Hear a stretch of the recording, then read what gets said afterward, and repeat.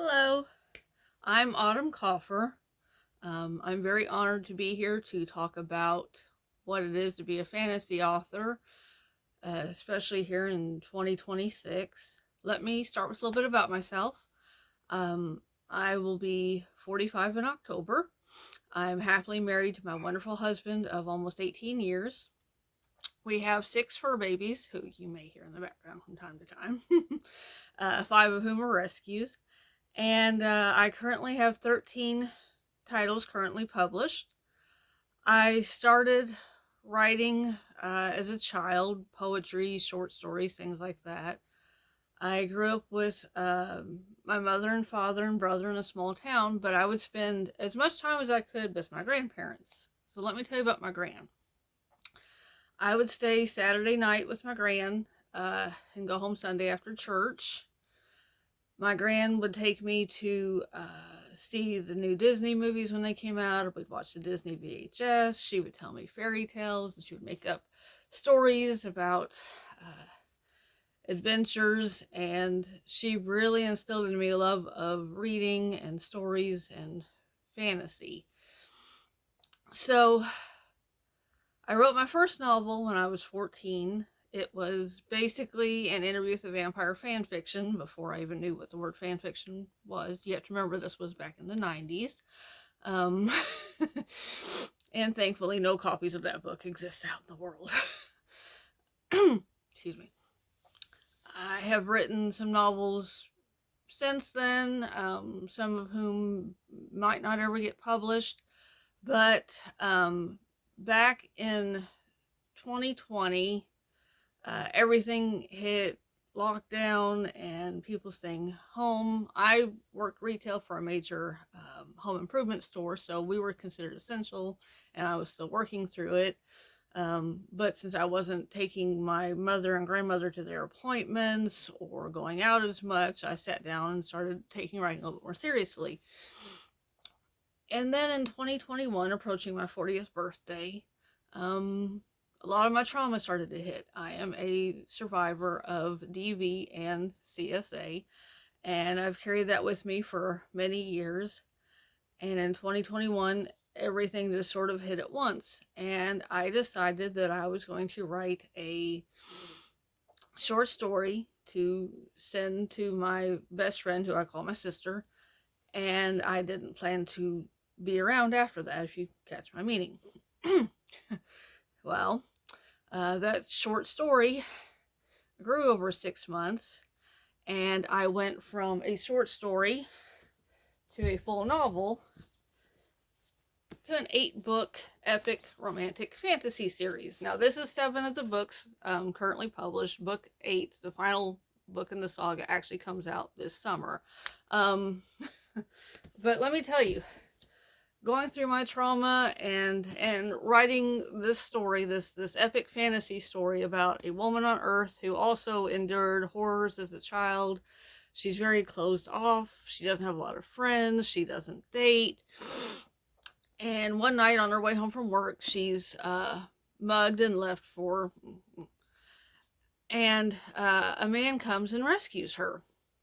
Now, I know what you're thinking. Oh, typical fantasy. She must be the damsel in distress.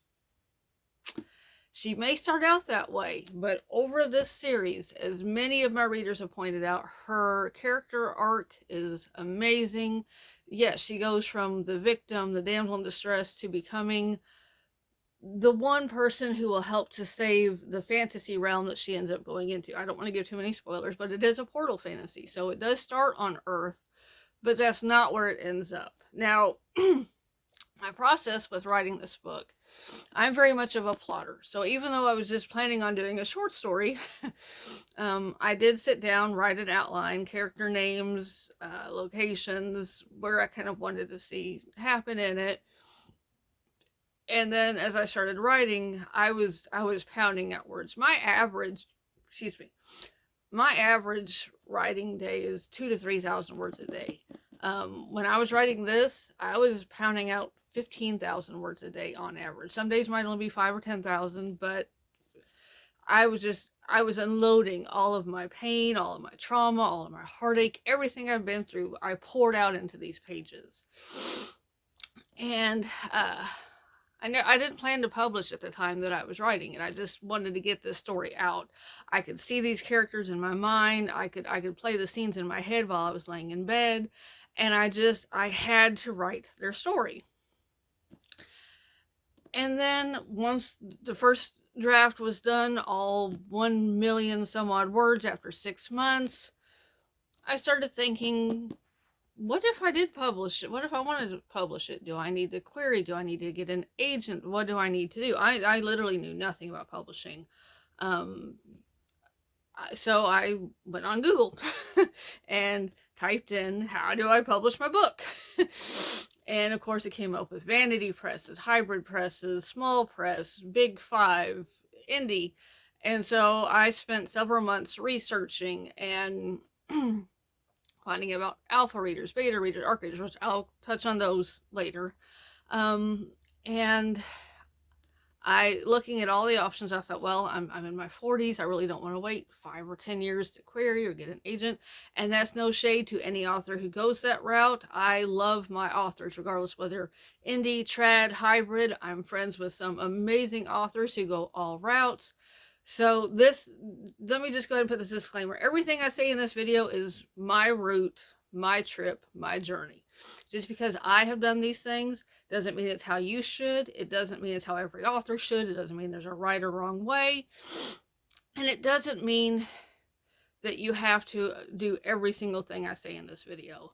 I don't gatekeep. I try to share as much as I can with other authors. I've had authors who have published 30 books ask me questions, and I've had brand new authors who are writing their first draft ask me questions. I'm happy to help where I can, if I can. So that being said, I decided to go the indie route. Found out about KDP and Ingram Spark. I was on the Bird app and found an editor who I absolutely love. We worked on multiple books together before she decided to change careers and become a health coach, which I wished her best of luck. And that's something that happens in this industry. You may lose an editor, alpha reader, an artist. Things are going to come up, change. It's unfortunately part of business. But I found an editor. Now, I'm holding up this book and talking about this book, and yes, this was the one I was going to publish. But I also saw quite a few suggestions that some readers might not want to jump into a huge multi-book series, especially from an unknown author, that sometimes doing a standalone to get new readers might be your best bet. Plus, as important as their story was to me, Anna and Rafe's story, I wanted to really go in knowing what I was doing with it. So in May of 2022, I sat down and in 3 weeks I wrote 150,000 words and I wrote the first draft for my fantasy romance, The Unexpected Queen. Now this is a YA book. All the other books that I've written so far are adult. This is my only young adult book. And even though it is YA, it does take on some dark topics. But so I talked to my editor, we went over the draft, went over questions. I wrote a second draft after getting some feedback from my beta readers, sent that to my editor. We went over everything, and this was good practice for her as well. This was her first time working as an editor. Now, she did offer a free 3,000 word sample on the Bird app while trying to gain new clients, so you could at least see if you're going to mesh, see what she, see how she does, see how everything's going to go, basically. So, we meshed really well. I loved her voice, and even today, even with my editor I currently have, and even when I'm writing my new drafts, I can still hear my first editor's voice, oh, cut this here, or this is unnecessary. But anyway, so I opened up with this. Now, this is not the original cover. I did make the indie author mistake. Oh, I'll just, make my own cover and it'll be fine. A lot of people did love my cover, but a lot of people hated the cover. I mean, I had people in reviews that even enjoyed the book but hated the cover. So I was finally able to, I did make this one myself too in Canva, but and there's absolutely nothing wrong with using Canva. I do commission artists as well. The cover for this and my moon, I actually commissioned an artist out of Australia. So each of these books, as you see, has a galaxy background. It's all one painting, and then I cut out parts for the images, and then I put it all together in Canva. So whether you have a minimum budget or if you're able to afford, $1,000, $1,500 for a cover, that's what you can do, what you have in your budget, and what you're able to do. But anyway, so I sat down and wrote this for my cousins who were 10 years old, who wanted to read my writing, and so I could have a standalone book so I could introduce readers to my writing style. Now, back then, I had no idea that third person present tense was looked down upon as much as it is. Thankfully, my readers don't seem to mind. Apparently, according to them, I write it well. So this book and this series are written in third person present tense.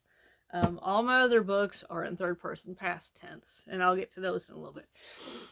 But anyway, so I did the standalone. I had an editor. I learned how to format my own books, did my own proofreading, and this one did okay. Now I hosted some giveaways trying to bring eyes to the book, which actually brought me to some of my most dedicated readers. You know who you are, Brittany, especially. But so I do recommend starting with a standalone to introduce readers and putting it in KU. Now again, some authors are adamant against KDP or against Amazon, and I understand completely. And each author, like I say, you do what works best for you. For me, putting this in KU, I got so many page reads, and even today, with this being my first book and me currently having 13 titles available, I still get readers who find this on KU and check it out, and then they go and check out my backlist, which I'll talk about what a backlist is here in a minute. So, I also just want to add, I am autistic, and I do get a little overly excited about things, especially when it comes to my writing, so I do apologize in advance. Anywho, so published this in October 2022, and then 2 months later, published Courting Fate.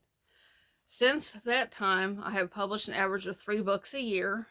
Now, the reason I have been able to do that, I know some authors can write a whole draft, edit, and done in 2 months, and some writers can take 2 years. Again, everybody has their own journey, what works best for them. There's no right or wrong way, so I just want to say that. But I was able to do 3 books a year because this series was already written. I had to do rewrites and edits and revisions and things, of course, but it was written. So I could do 2 of these books a year and then 1 standalone. So let me just come to my standalones. So I was on the Bird app one day, and a small vanity press asked, if you could add horror to an existing literary work, what would it be? Think along the lines of Pride and Prejudice and zombies. And just without even missing a beat, I typed out Beauty and the Beast, but make the prince Dracula. Didn't think much of it, oh, that's a cute idea. Moving on. And then I start getting notifications. If you write this, I'll read it. Oh my God, I need this right now. Shut up and take my money. So I kind of put it on the back burner because at the time, like I said, I have this 8-book series I'm focusing on, and I don't know if I can really take on another series or another book to write. But you know how that goes, that little voice in your head, like, what if we just kind of start to outline this and just see where it goes? Okay. So I sat down, I wrote an outline, and then I made a cover. And then suddenly I started writing the first draft, and before I knew it, I had it. Now, this is not horror. Let me clarify immediately from the beginning. I don't write horror. I write romance is my main genre, with romantasy, fantasy, paranormal. So this is a romantasy, but it is a retelling of Beauty and the Beast. But in this story, the prince is cursed as a vampire. You have Bells, who's the daughter of a barrister, and he discovers this prince who has been missing for many years. So he goes to investigate, and he meets the prince and is terrified to discover he's a vampire, so he can't get out of the manor fast enough. But on his way out, he sees a rose, and he thinks of his daughter who is grieving, which her story, goes into why she's grieving. And he plucks a rose to bring her when suddenly the prince appears before him. I will not abide by stealing. And poof, they vanish into the night. So young Bells comes looking for her father, discovers he has been taken prisoner by this prince. And I know that's almost exactly like Beauty and the Beast. That's just in the first 2 chapters. After that, it becomes its own completely separate story. Yes, there are elements of Beauty and the Beast throughout the book. I love the animated movie. I love the live action. I've read the different stories. My grandmother used to tell me the story of Beauty and her cursed beast, as she called it. So while I did take inspiration from it, I've had many readers say this is very unique, has its own twists and turns, and how much they really enjoyed my take on a classic tale. So, since that time, I have written a Cinderella retelling, a Rapunzel retelling, and I have a Sleeping Beauty retelling in the works, which comes out this October. So, let me talk about my alpha, beta, and ARC readers. Alpha readers are readers who you will send a first rough draft to. I can already hear you now. Somebody's going to read my first draft. Yes, it is scary. These are people that I trust. These are people that I've known a long time. Some of them I know in real life. That's not to say you can't find somebody on social media who is an avid reader and who wants to help. But when it comes to my first draft, I'm very particular about who reads it. With my first and my beta draft too. But anyway. So with my alpha drafts, but because I have written and published so many books, I'm not going to say I'm perfect as a writer. God knows I still make mistakes. I actually was reading my current draft for my Sleeping Beauty retelling last night and found quite a few. It's going to happen. That's why it's a draft. But anyway, I will send this first draft to my alpha readers, and I send them 10 generic questions, such as at any point, did you find yourself getting bored? Was there any part of the story that didn't make sense? What is your favorite scene? What is your least favorite? Excuse me. And then I also make up a second questionnaire for once they've read it that is full of spoilers because it's related to the book. Let's take Beauty and the Beast, for example, since most people know the story, have seen the movies.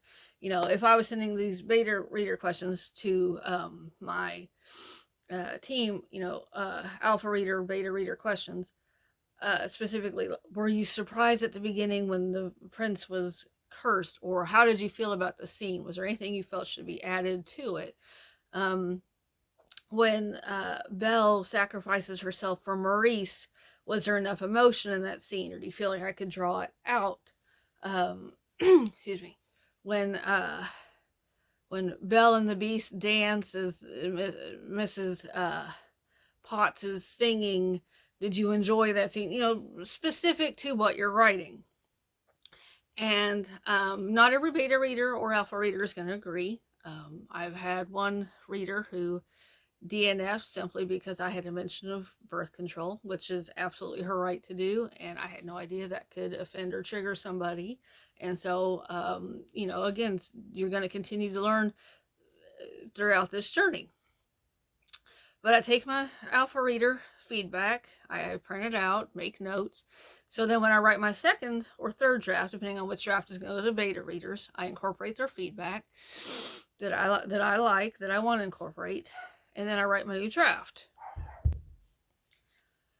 This draft then goes to my beta reader team, which is a little bit bigger than my alpha team. My alpha team, I think, is about 8 to 10 readers for this series, and my beta reader team is about 20. And again, some authors only want 2 or 3 beta readers. Some have had 50. You find that balance. Find what works for you. I find 15 to 20 beta readers works because not everybody's going to finish. Like I said, one reader DNF'd. Another one had a family member pass, and so they were unable to finish, it's going to happen. So I just have always worried that if I only have 3 beta readers and 2 of them suddenly drop out, what does that mean for me in my manuscript? So that's why I prefer to have a bigger team. I don't typically pay beta readers. One that I do is an author I'm friends with, and I love her feedback, and I will continue to use her. But overall, in exchange for being an alpha and or beta reader, I offer to send them a PR box of the book, which means they get a signed copy of the book, which comes with stickers, character art, and other fun things related to the book. So, excuse me. I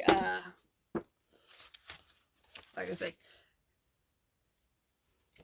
character art and such.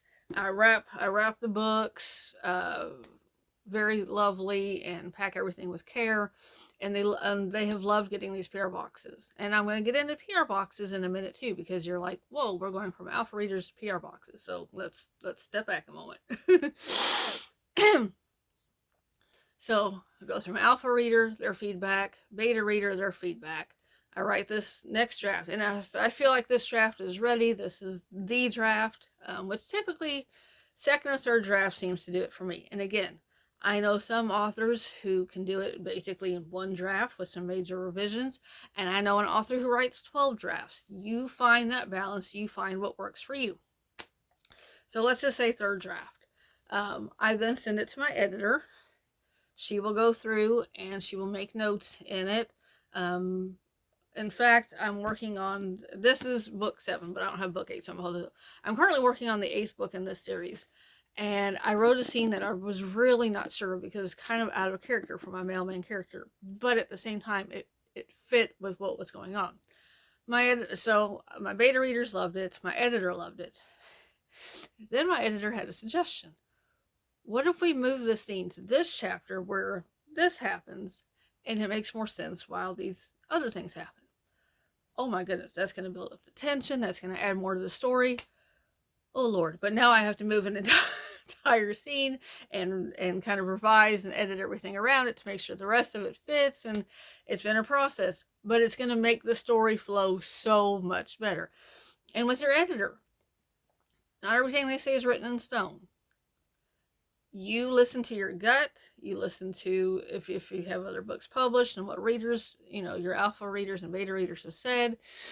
You listen to that gut and you write it how you want to write it, and you publish it how you want to publish it. Even my editor says in her notes, this is my feedback. These are my suggestions. But at the end of the day, this is your book. This is your story. You write it how you see it. And that's having an editor that is so supportive and amazing. I'm so blessed with her. But anyway, so alpha reader, beta reader, editor. And then the fun part. You now get to read your manuscript about 5 to 10 times at least to proofread. Unless, of course, you're going to hire somebody to proofread. And even if you hire somebody, I always recommend you at least do 1 or 2 proofreads of your own after you get it back from them. Proofreading is looking for typos, grammatical errors, any issues like that. I will never forget the horror of opening this on publishing day and Dankin jaw dropped instead of Dankin's jaw dropped. We're all human. It's going to happen. You're going to find a typo, which of course has since been fixed. Proofreading, and now your ARC readers. How do I find ARC readers? I have found simply publishing on social media. I make up a graphic with the book, and if I don't have the cover reveal yet, I make up a temporary cover, and I post some tropes. I talk a little bit about the genre, word count, and I create a form on my website. I do have an author website. I'm going to touch on that in a moment. I create a form on my website. Readers can fill out. Do you enjoy reading fantasy, romance? Are you okay with on-page spice and other types of scenes? Because I do write, with the exception of This Is Fade to Black, all of my others are open door to some extent. The Courtship Saga is very mild spice, My Stolen Royalty series is much spicier than that, but still mild compared to others. And again, that's a whole other getting into the spiciness scale. But anyway, I ask for their Goodreads, I ask for their social media, and here's the reason I ask for these two things. No, not to ensure that they only ever give 5 stars, because you're not only ever going to get 5 stars, and that's totally okay. And not because I'm going to stalk them on their social media and make sure they're posting about the book. I want to make sure they're a real person. Unfortunately, in this day and age, there are a lot of bots out there. And so I just want to ensure, is this a real person? I have sent ARCs and PR boxes to people with 50 followers and to people with 50,000 followers. So for me, it's not that I'm checking that count. I just want to ensure, is Jane Doe from Iowa a real person, and see her account and see that what kind of books she posts. And I don't want to accidentally, even though she's filled out this form and says she's okay with spice, I go to her site and she has all these fade to black, I love reading no spice, I don't read spicy books, and then maybe there was some confusion when filling out my form, so I want to ensure that my book is going to the correct readers, and when filling it out. So the PR boxes, I absolutely love doing PR boxes. I think they're so much fun. I typically do 2 to 3 dozen per book, and again, this is what I can afford to do. Know your budget, know your audience, know what's your time and what you're able to do. I'm a full-time author, and I have a very supportive husband who has helped pay for things like my character art, and my audiobooks in the past. So PR boxes are a great way to get eyes on your books, because not only are, instead of posting, buy my book, you can say, hey, I have signups open for PR boxes. In addition to this gorgeous book, you will receive character art, you will receive stickers, you'll receive all these goodies. Go to the link and check out my site and such and such. And now suddenly you could have dozens to hundreds to even thousands of eyes on your book without just simply saying, buy my book. Which is another reason why PR boxes are great, because on top of that, you now send the PR boxes out, and in my experience, the majority of people who've received a PR box has opened it and posted their unboxing to talk about the book. And some of the smaller accounts have become my absolute biggest cheerleaders. So if you are able to do even a few PR boxes to help get eyes on your books, it is fantastic marketing. And you can find me on social media, Autumn K or AR Kaufer, author AR Kaufer, depending on which site you go to. I'm always happy to answer questions. I try to occasionally post on my social media about things like alpha readers, beta readers, PR boxes, etc. So I hope you've enjoyed my rambling about my journey as a fantasy author. Author website, real quick.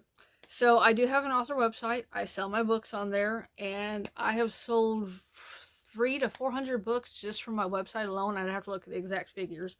So I highly recommend, especially if you have a backlist, having an author site. Plus, a lot of in-person events require you to have one because they want you to post about the event on your site. So if you're able to set one up and you have the means and the time and everything, because it is a lot to maintain, I highly recommend it. Thank you so much for letting me be part of this wonderful writer's workshop. I'm Autumn Kaufer. Thank you so much.